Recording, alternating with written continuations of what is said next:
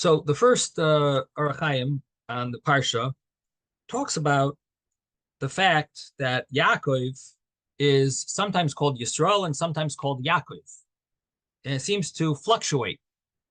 And so the Hachaim wants to figure out, is there some type of or there must be some type of a reason why sometimes Yaakov is called Yaakov, sometimes it's called Yisrael. It does bring us it brings back the memory of this, where Avraham's name was changed from Avram to Avraham. And there we do not find that Avraham is called Avram anymore. Once he was called Avraham, it was like a done deal. But here with Yaakov, even after his name was changed to Yisrael, he's still called Yaakov sometimes. And so the question is, what's the plan? What's the protocol of how that works? And the Hachaim is going to deal with the fact that the Bnei Yisrael are also sometimes called Bnei Yaakov or Bnei Yisrael, and Yaakov himself is sometimes called Yaakov and sometimes called Yisrael. So we've got the Hachaim is going to give us two general rules. One is for when the Bnei Yisrael, when the Jewish people are called Bnei Yisrael, when they're called Bnei Yaakov, and when Yaakov himself is called Yisrael or is called Yaakov. So here, the first verse in the Parsha is that Yaakov lived in the land of Egypt 17 years, and it was the days of Yaakov, Yemei Chayov, Shnei Chayov, the years of his life, the days of Yaakov, the years of his life, 7 years and 140 years, which basically means he lived 147 years. The Hachaim does talk about why it divides it up, which we'll soon see later, Metz Hashem, if we get up to it. But the point of the verse is that he lived in Egypt 17 years, and the years of his life was 147. That's the content of the verse. Now, so it says that he lived in Egypt 17 years. And who lived in Egypt 17 years? Yaakov. Doesn't say Yisrael. It says Yaakov. Now, Hashem had already told him, you should not be called Yaakov anymore. Your name is Yisrael. Now, the Gemara tells us that the fact that the verse does call Yaakov, even after his name was changed to Yisrael, it calls him Yaakov. So the Gemara tells us, we learned this Gemara, those of you that are in my Gemara class, we did learn it maybe a long while back. And when we were learning Tractate Brachos, we did learn that there's a difference between the two scenarios. The verse itself, if the verse itself calls Yaakov by the name of Yaakov, that shows that it doesn't mean he should never be called Yaakov ever. It means that there's a new name for him, and it's Yisrael, but not that you can't call him. It doesn't mean to prohibit calling him Yaakov ever again, because the verse itself calls him Yaakov.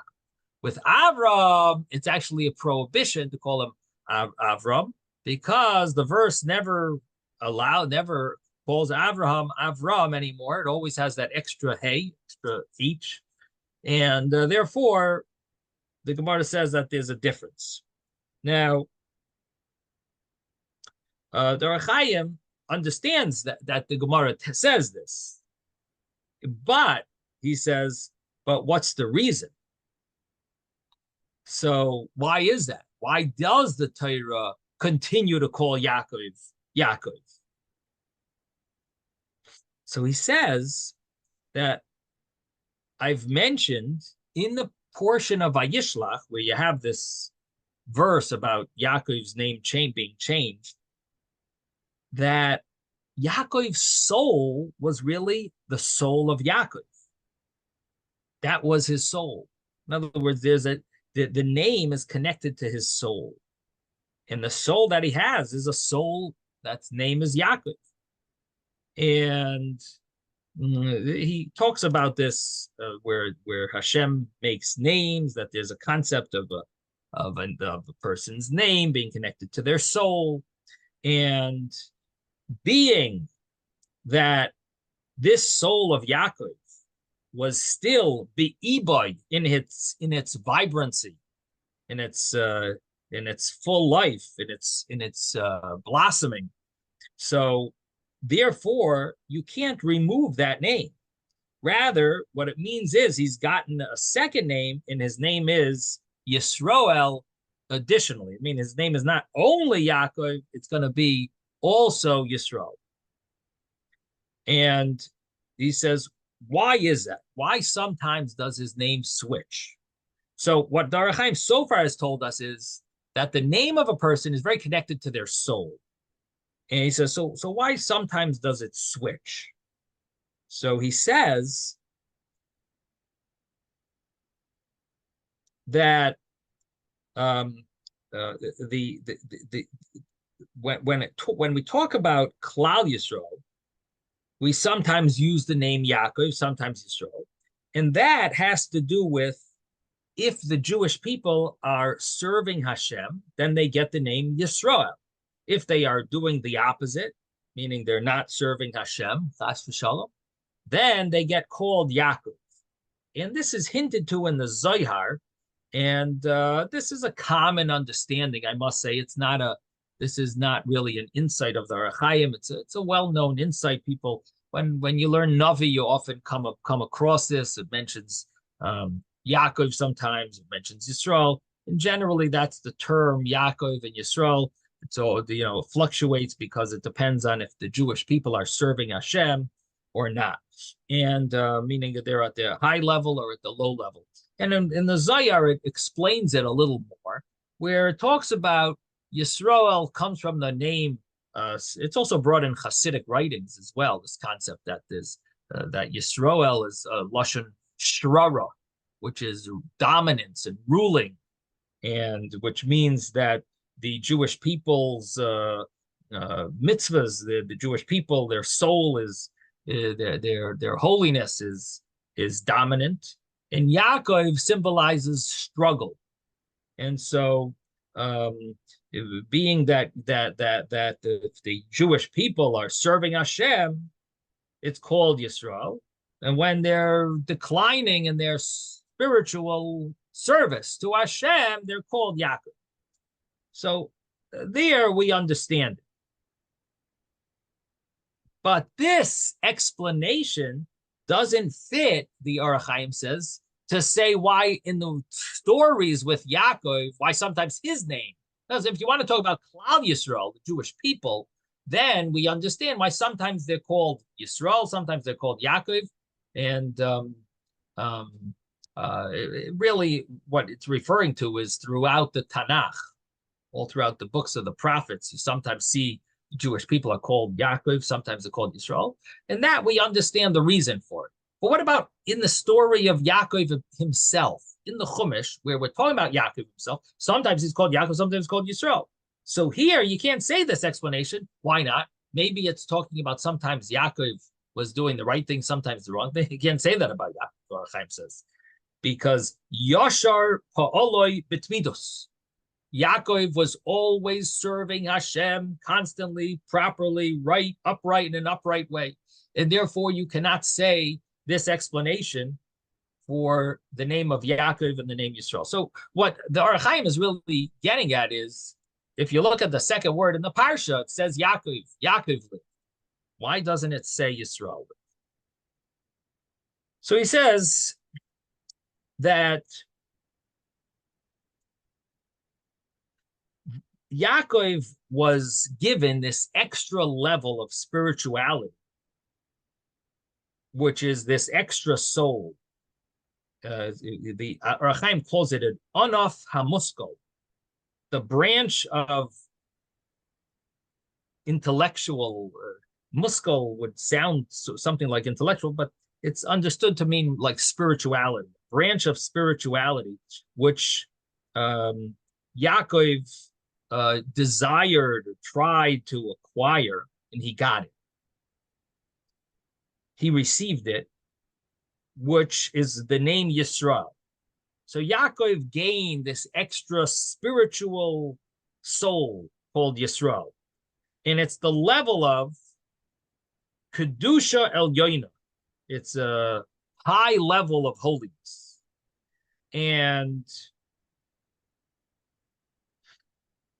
this level of holiness is a level that's ma'ushar. Ma'ushar is like, it has a certain blissfulness and wealth.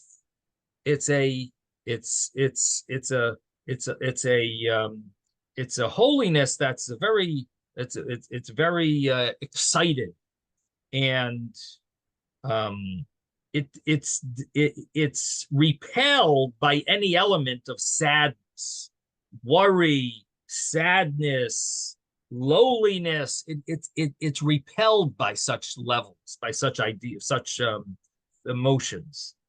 And why is that? Because it comes from the level of simcha, menucha, and gedula. This soul, Yisrael, is connected to joy, tranquility, greatness, nobility. It's very connected to these levels that are connected, that are part of joy, that are connected to joy and greatness. And he says this is similar to Shabbos. Hashem commanded us to rest on the day of Shabbos, and because the neshama yesera, the extra soul that we have, we need to rest. Otherwise, that soul won't be able to handle Shabbos. This is really mind-boggling. This is unbelievable, really. It's such an insight that we now have an understanding of. You hear about this extra soul on Shabbos, and you know about the concept of oineg Shabbos, enjoying Shabbos and rejoicing on Shabbos. What's the connection? The connection is that because we have this great soul, this extra soul on Shabbos, therefore that soul can't handle anything but joy, oineg. And therefore we need to enjoy Shabbos so that the soul can handle it. It comes from a high level. And on that level, you can't have sadness. And so Hashem commands us that we have to make sure to separate ourselves from any element of sadness, anger, negativity on Shabbos, pain. And we have to consider Shabbos a delight, oineg, enjoy it. And that is in order that our soul, our extra soul on Shabbos, is able to handle residing in us.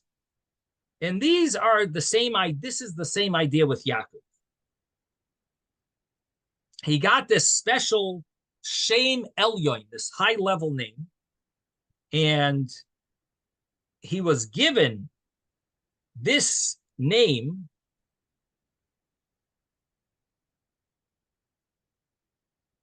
tells us, or the name tells us, that Hashem commanded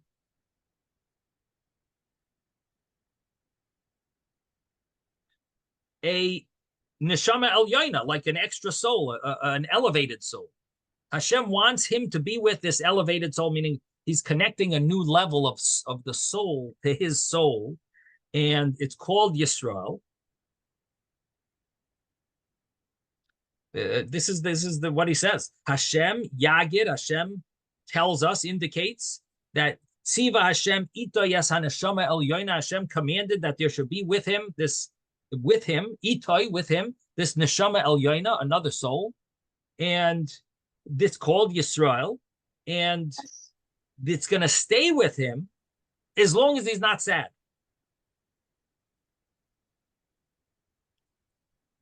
Anything that's a little against this, anything that has it's a little against joy. Any element that is doesn't that negates slightly, even ktsas, even a little bit, simcha, joy, and complete holiness and purity. All of a sudden is like it says by Shabbos, vayi nofash, the soul leaves. What happens when Shabbos ends? It says vayi nofash. And what is the meaning of vayi nofash? Vayi nofash is translated in the Gemara to be a combination of three words. Vai of the nefesh. Whoa, the soul is lost. Of the nefesh, the soul is lost. We lost the soul. So the same thing is with Yaakov. If he is at all sad, he loses the name Yisrael. He loses this extra neshama. The neshama leaves. Vai of the nefesh. That's what it says about Havdalah. That when Shabbos ends, it's vayi nafash. That's why we smell besamim to relax us for losing the neshama. Whoa, we lost the soul. Well, that's what happens to Yaakov.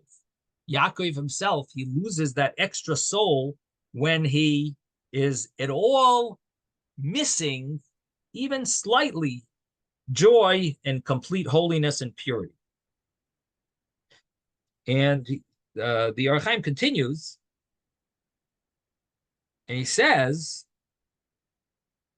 that if he's missing it, he's not called Yisrael anymore. And then he's called Yaakov. Vayikra Shema Yaakov. Now, what the Hachaim means to say here, you really need to look back. It's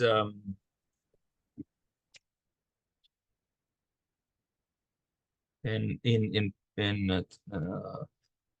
you look back,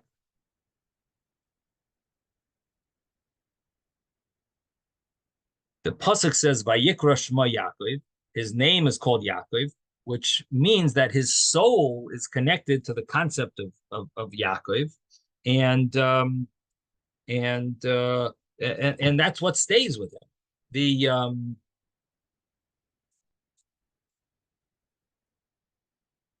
The other level of the soul left him.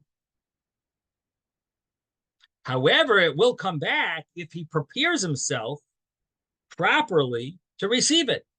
Just like the Shabbos, just like the Neshama Yesera returns every Shabbos, be'emtzoos, by means of preparing for the Yom HaBakudosh, preparing for this holiness of the day, the soul, the Neshama Yesera, the extra soul, comes back every Shabbos. So the same thing is, Yaakov doesn't lose his name Yisrael permanently.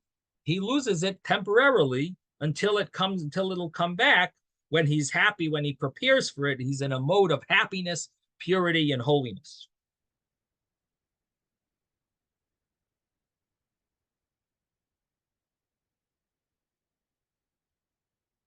Now,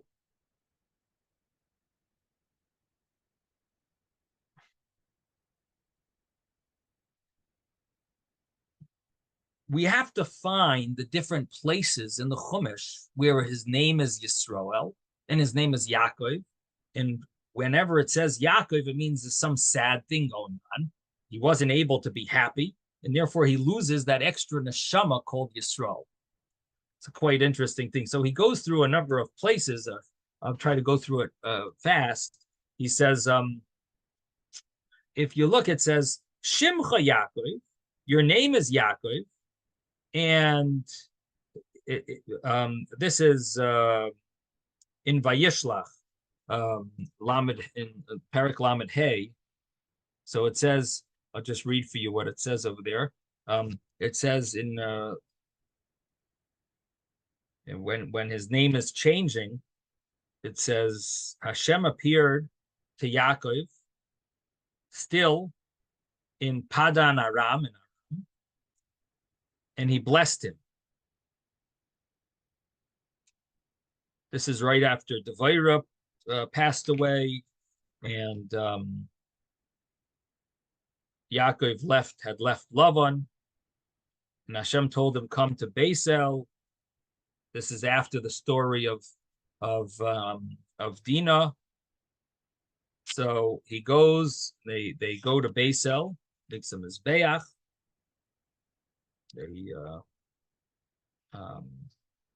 Yaakov goes to Luz. He builds him his Beach and Beisel, and Hashem appears to him. Vaira at that point passes away, and Hashem appeared to Yaakov in Padan Aram when he came from not in Padan Aram, excuse me, when he came from Padan Aram, and he blessed him.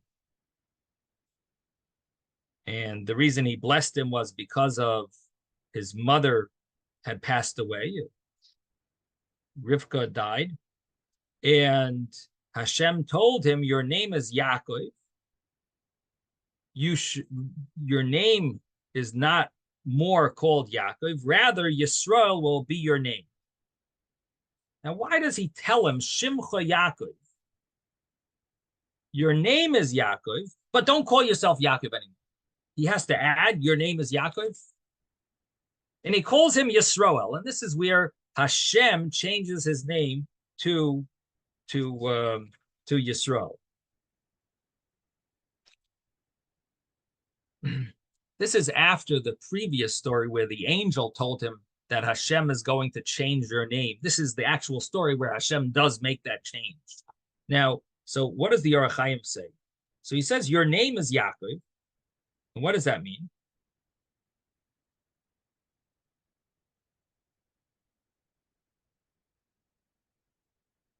Your name is Yaakov because your mother just passed away.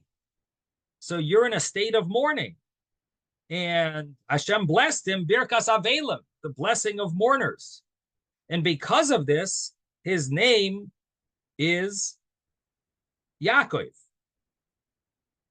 And this is one example where you see Yaakov's name is based on his feeling, his emotions at that time. If he's not in a joyous mood, he cannot be called Yisrael. He's called Yaakov. And what does that mean spiritually? It means the soul Yisrael left his neshama. It means he has an additional spark or additional neshama added to his soul. And that part of the neshama leaves. That extra part that was added leaves, and he is now no longer called Yisrael because that level cannot handle the sadness. And that's why in that whole passage, the whole paragraph over there mentions Yaakov. When Rachel passes away, the same thing. Yaakov built a matzeva, a monument over her grave. Now, what happens after the days of sorrow ended? Says Yisroel traveled, Yisroel journeyed. So you see, the Hachaim is not only proving his point, he's explaining each scenario where you switch between Yaakov and Yisroel.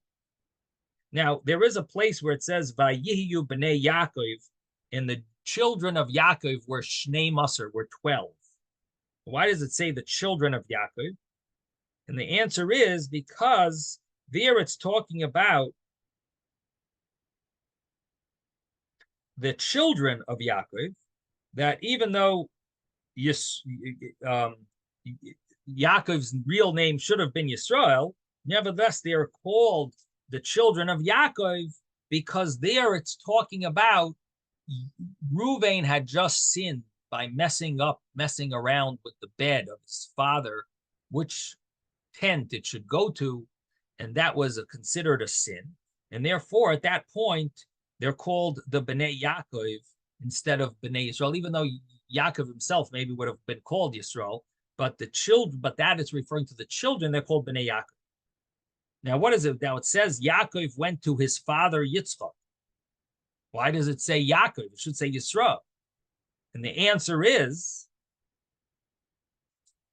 Hachaim says an interesting thing. He says, when he's in front of his father, there's an element of shrara, dominance, that his father has and not him.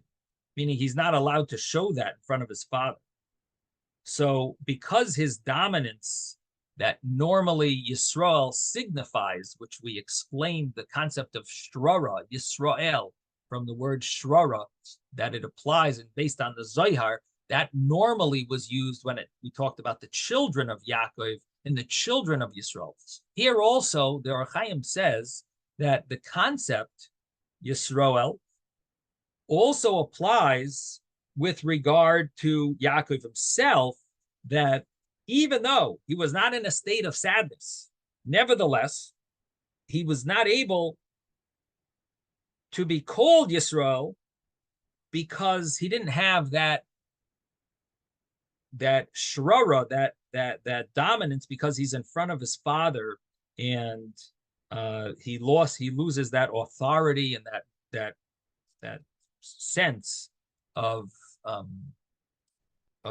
being in charge or exalted nobility at that state. And the Hachaim brings a source for it in the Medrash, so on, and therefore he's called Yaakov. Now, what the Hachaim seems to be saying is that at that point he might still have the soul of Yisrael. Nevertheless, he couldn't be called Yisrael because of a certain side point, because Yisrael symbolizes dominance. So therefore it uses the term Yaakov. Then it mentions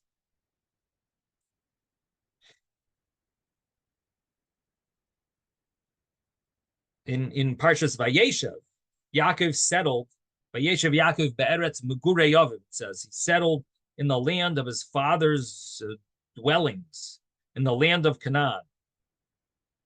Why does it say Yaakov there? Because it's talking about that Yosef is he's about to disappear, and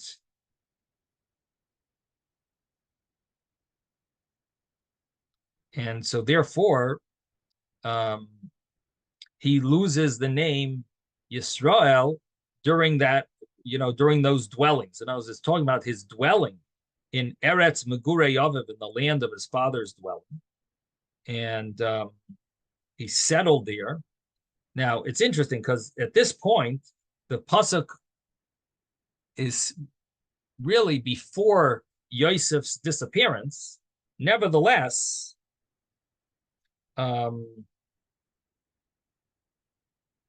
it's that paragraph, it's that time period where Yosef does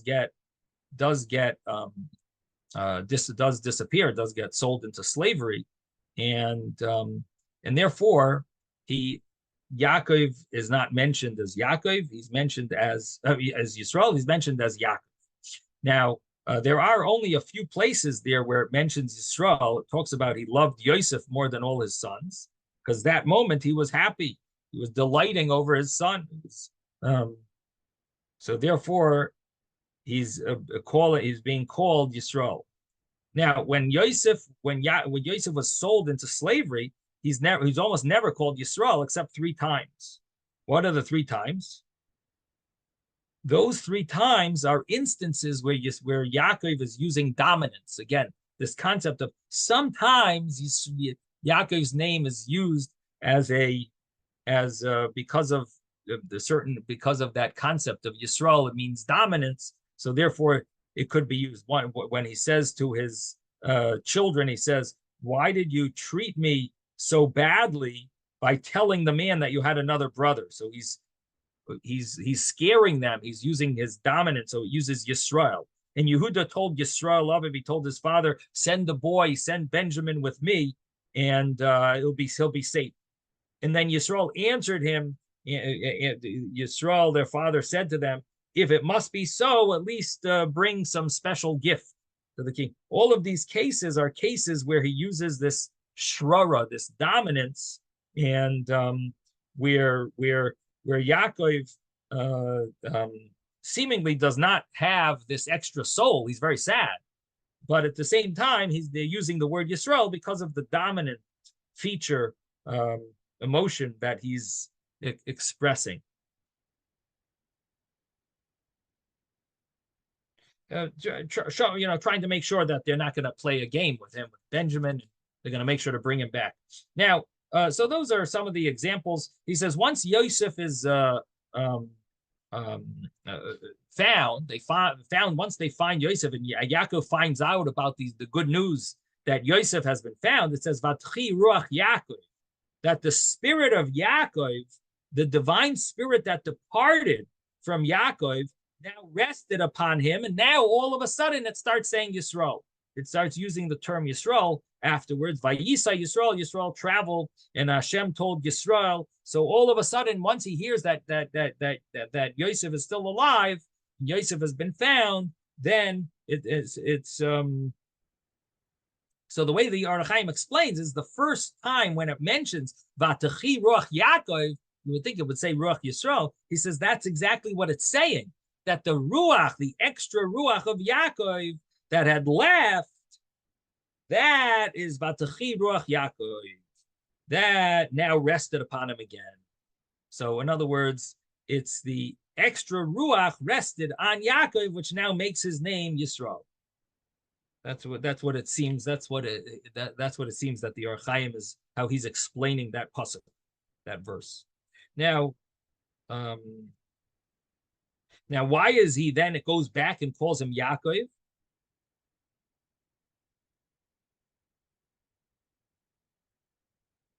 Because he's told about the Gullus, Egyptian exile, and what they're going to suffer from, and that it calls him Yaakov.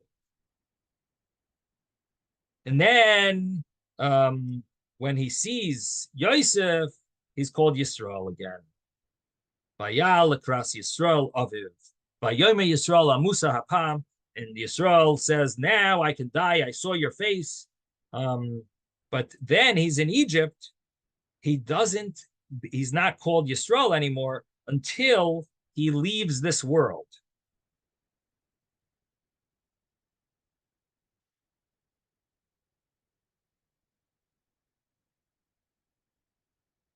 So it says, Vayeshev Yisrael be'eretz Mitzrayim, that Yisrael dwelled in Egypt. It's talking about exile. Why is he called Yisrael? So the answer that the Hachaim gives is that it's really talking about Klal Yisrael, the Jewish people then, and they're called Yisrael when they are serving Hashem properly. And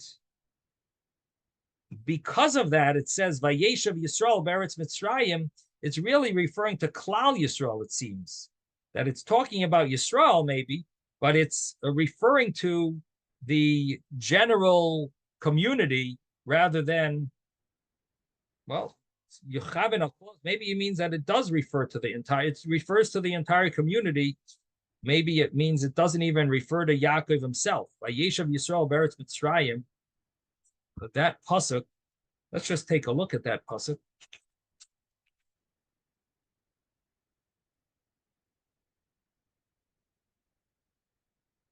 In the end of the last pasuk of last week's parsha, Vayeshev Yisrael be'eretz Mitzrayim literally means Yisrael, like Yaakov, lived in the land of Egypt and Eretz Goshen. Vayechazu ba,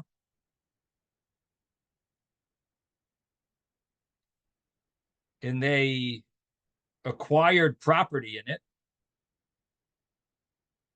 Vayifru vayirbu ma'od, and they flourished very much. So the Hachaim is saying that it's referring really to Klal Yisrael. It's Klolos Banov, that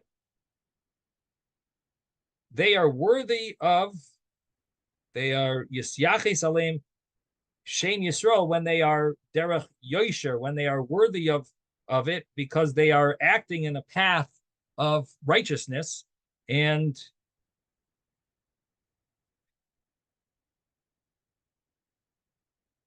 he adds a point. He says the power of the children is greater than the power of their father. As long as they're acting properly, they're called Yisrael. even if they're not happy, I guess, even if they're not in a state of excitement and happiness, as long as they're serving Hashem. By Yaakov, it's specifically about his state of emotion at that time, and he doesn't get called Yisrael. He's not called Yisrael while he's in Egypt until when he's about to pass away. Then he's called Yisrael, and the reason there, he says, is a Kabbalistic idea. Before someone passes away, it says that the soul is enhanced at the time of a person's passing. Hagdolas nefesh adam be'es misasad.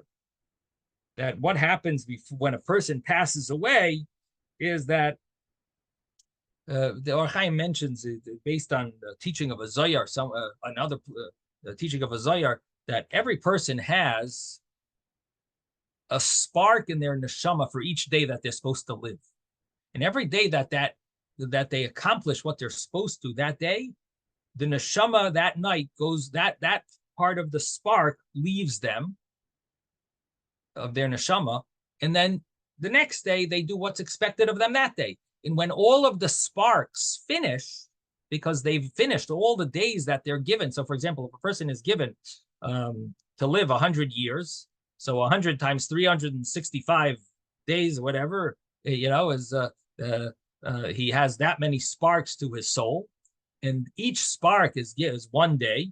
And when he accomplishes what he's supposed to do that day, so that spark leaves. But when he passes away, all of those sparks come back, and he's able to see things that he couldn't see in his lifetime. And he has a vision of the next world. And this is when the soul is leaving. And it says that all of those other sparks of his soul come and join him.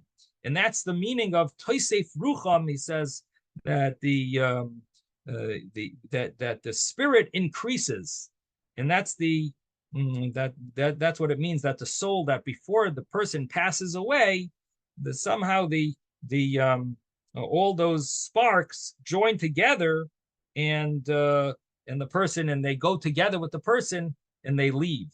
And so that's why he's called Yisrael, because of this extra level of it says Vayikruvu Yimei Yisrael, Vayishtachu Yisrael. All of these times it mentions the name Yisrael, and it's symbolizing the fact that his soul is enhancing.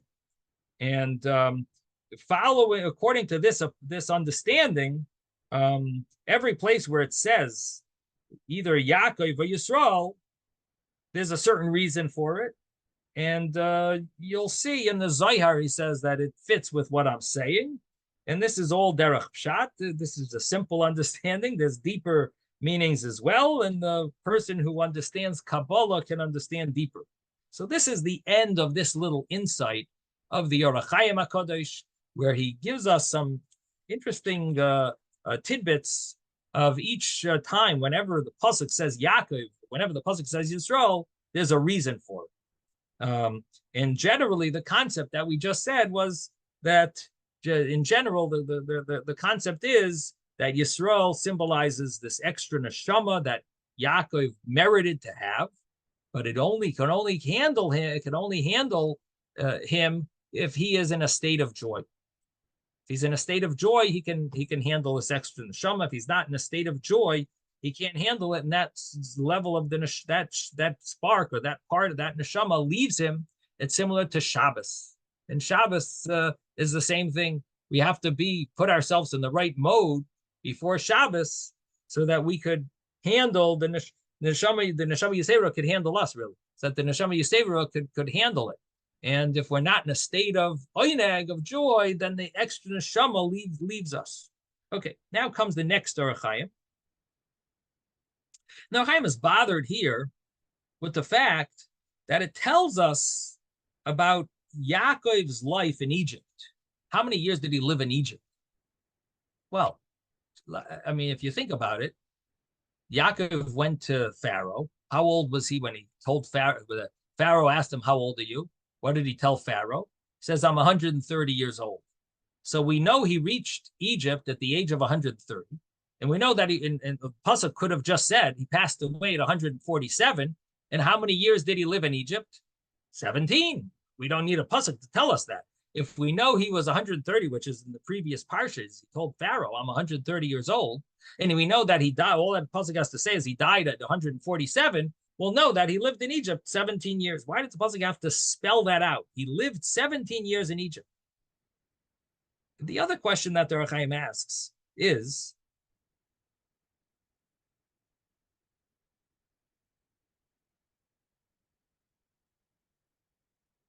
that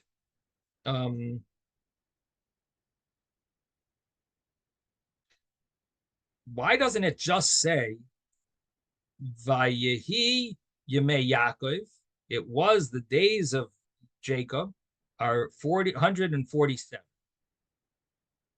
Let it just say, even if it needs to tell us that he lived. Okay. What is the importance of telling us that he lived in Egypt is the first question. And the second question is,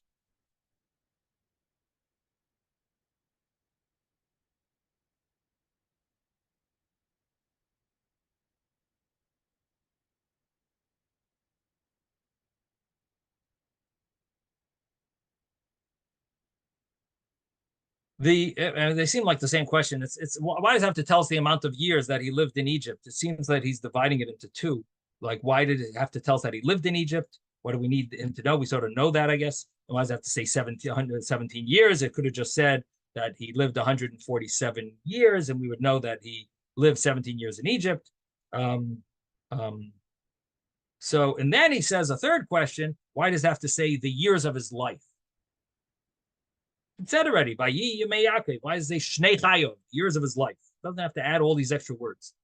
So he says, because Yaakov really never was at rest. He suffered all his life.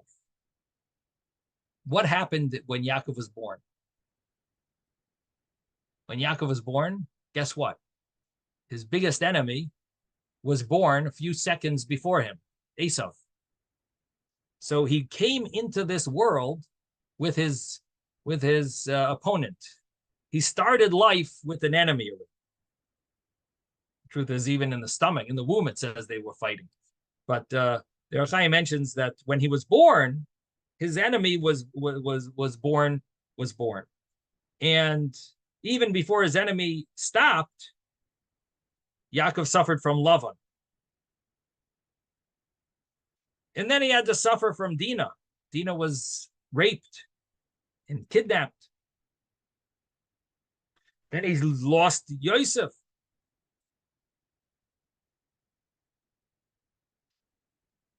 So he says the reason why the pasuk says he lived 17 years, because now he finally lived, and before this he didn't really live.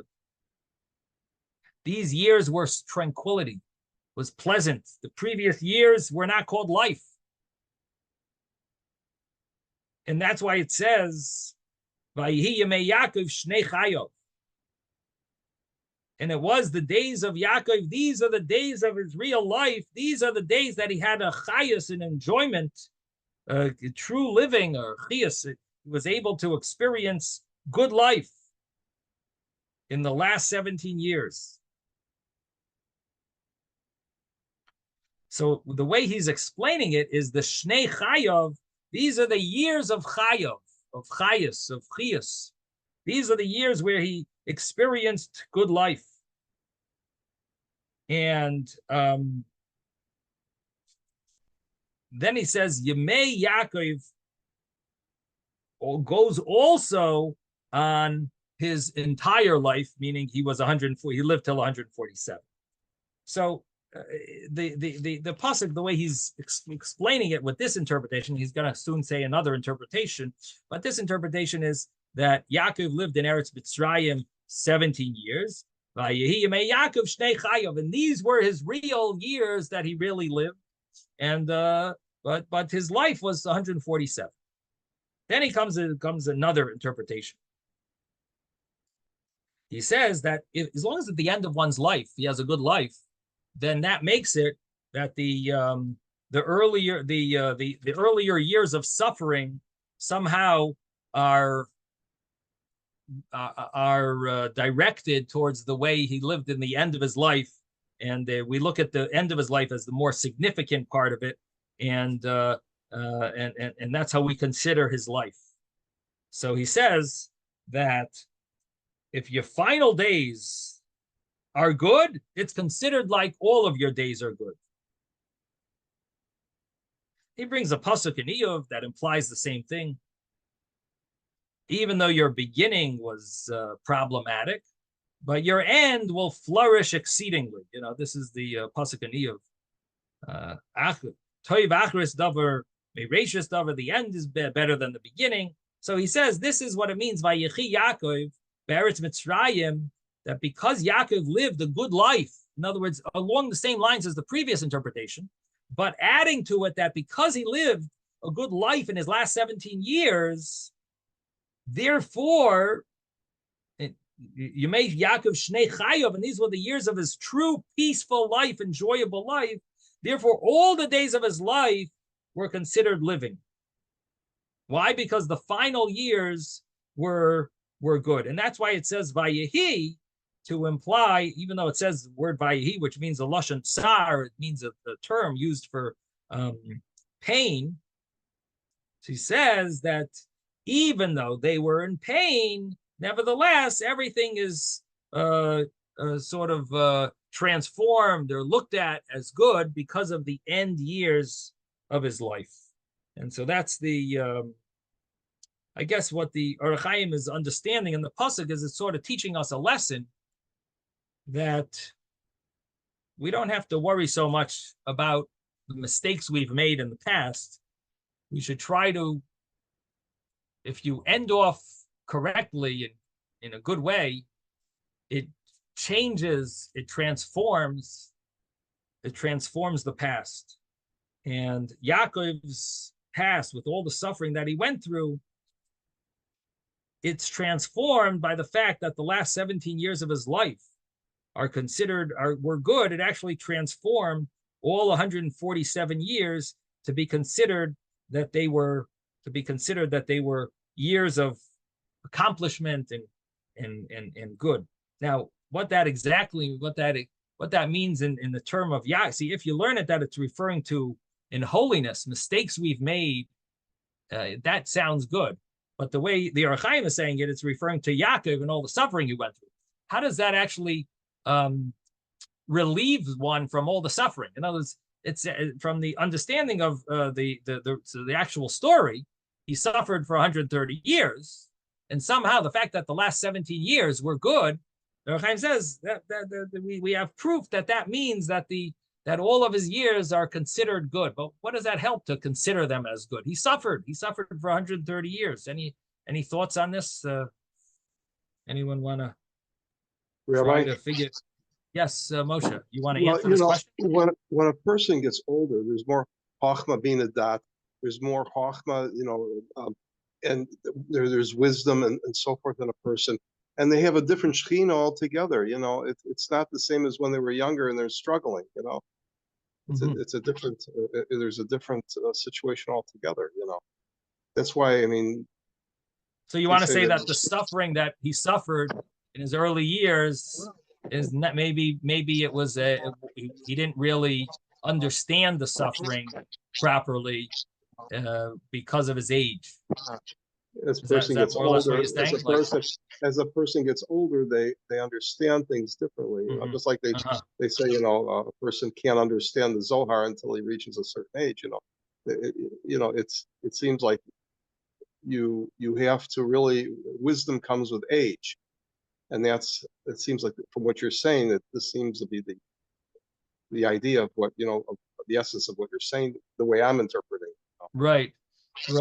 I hear what you're saying. I'm wondering if it also might have something to do with the fact that Yaakov maybe perceived his life now, like he's now reevaluating his life, and by the joy that he has, imagine having the joy that he has from all the children and grandchildren serving Hashem in Egypt, even though they're in a place of place of lowliness and exile, away from Eretz Yisrael, away from holiness.